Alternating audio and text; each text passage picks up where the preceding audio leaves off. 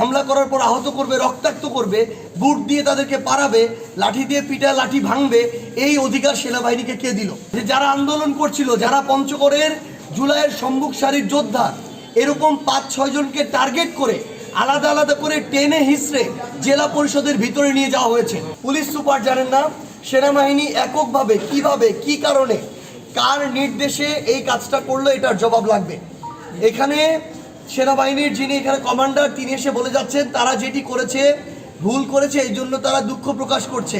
মানে ভুল করে যখন মন চায় কাউকে বা কয়েকজনকে, অনেকজনকে অতর্কিত হামলা করবে, হামলা করার পর আহত করবে, রক্তাক্ত করবে, বুট দিয়ে তাদেরকে পারাবে, লাঠি দিয়ে পিটায় লাঠি ভাঙবে, এই অধিকার সেনাবাহিনীকে কে দিল?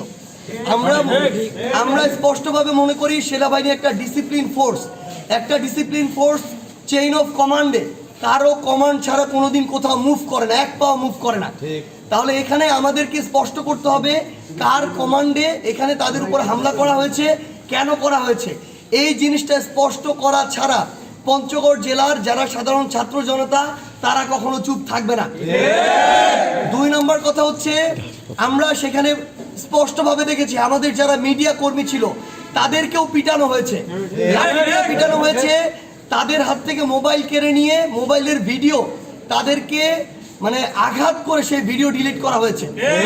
আমরা ওখানে স্পষ্ট করে দেখেছি যে যারা আন্দোলন করছিল, যারা পঞ্চগড়ের জুলাইয়ের সম্মুখ সারির যোদ্ধা, এরকম ৫-৬ জনকে টার্গেট করে আলাদা আলাদা করে টেনে হিসড়ে জেলা পরিষদের ভিতরে নিয়ে যাওয়া হয়েছে। আমাদের সামনে প্রকাশ করতে হবে, এই দায়িত্ব জেলা প্রশাসককে নিতে হবে।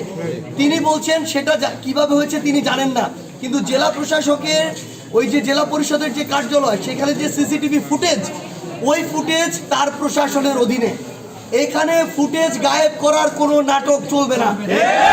স্পষ্ট করে ফুটেজ আমাদেরকে দেখাইতে হবে। আমরা স্পষ্ট করে বলি, যদি আমাদেরকে এটা বলা হয় যে ওই ক্যামেরা চলে না, এই চলে না, ওই চলে না, এই নাটক আমাদের সামনে চলবে না।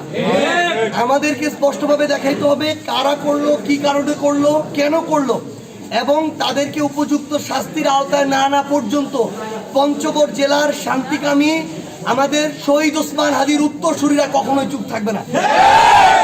আমরা আমাদের জায়গা থেকে সর্বশেষ শুধু এটুকুই বলি, আমাদের জেলা প্রশাসকের এসেছিলেন, জেলা পুলিশ সুপার এসেছিলেন। আমরা স্পষ্ট করে একটা কথা বলি, আজকে সেনাবাহিনীর যারা সৈনিকরা সহ যারা ওইখানে ছিল তাদের আচরণকে আমরা সন্দেহমূলকভাবে দেখি।